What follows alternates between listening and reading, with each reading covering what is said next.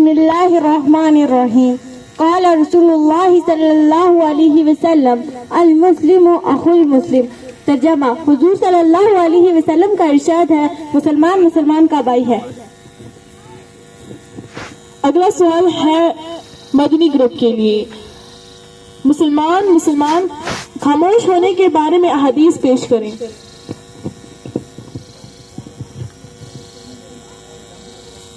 بسم اللہ الرحمن الرحیم قال رسول اللہ صلی اللہ علیہ وسلم من صمت رجا. ترجمہ: حضور صلی اللہ علیہ وسلم کا ارشاد ہے جو خاموش رہے گا وہ نجات پائے گا. اگلا سوال ہے محمدی گروپ کے لیے. اگر کوئی کسی قوم کی مشابہت اختیار کرے اس کی حدیث بیان کریں.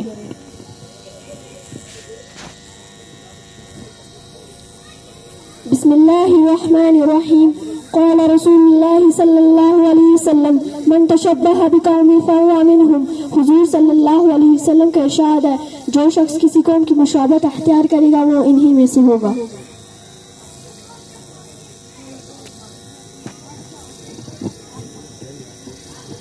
اگلا سوال ہے مکی گروپ کے لیے. اگر کوئی کسی سے رشتہ قطع کرتا ہے اس کے بارے میں احادیث بیان کریں. بسم اللہ الرحمن الرحیم قال رسول اللہ صلی اللہ علیہ وسلم لا يدخل الجنۃ قاطع. ترجمہ: حضور صلی اللہ علیہ وسلم کا ارشاد ہے رشتہ داروں کو توڑنے والا جنت میں نہ جائے. اگلا سوال ہے مدنی گروپ کے لیے. اگر کوئی چغلی کرتا ہے تو اس کے بارے میں احادیث پیش کریں. قال رسول اللہ صلی اللہ علیہ وسلم لا يدخل الجنۃ قطاۃ. ترجمہ: حضور صلی اللہ علیہ وسلم کا ارشاد ہے چغلخور جنت میں نہ جائے. اگلا سوال ہے مکی گروپ کے لیے. دین خیر خواہی ہونے کے بارے میں احادیث پیش کریں.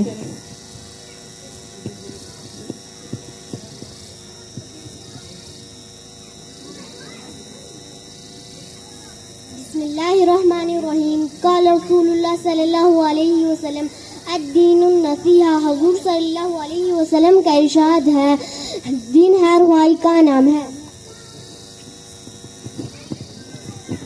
اگلا سوال پھر سے مکی گروپ کے لیے. حضور صلی اللہ بھلائی کے بارے میں احادیث پیش کریں. بسم اللہ الرحمن الرحیم قال رسول اللہ صلی اللہ علیہ وسلم کل معروف صدقہ. حضور صلی اللہ علیہ وسلم کا ارشاد ہے ہر بھلائی صدقہ ہے. اگلا سوال ہے مدنی گروپ کے لیے. سلام کے عام ہونے کے بارے میں احادیث پیش کریں.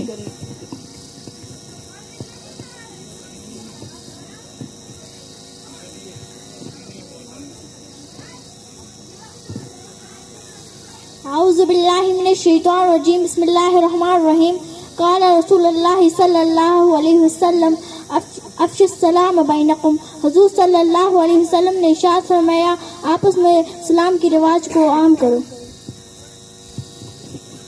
اگلا سوال ہے محمدی گروپ کے لیے. صفائی کے بارے میں احادیث بیان کریں.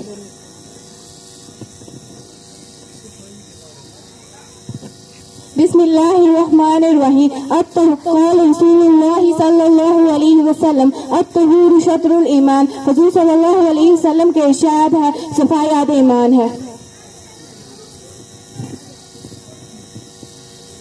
اگلا سوال ہے مکی گروپ کے لیے. غیبت کے بارے میں احادیث بیان کریں.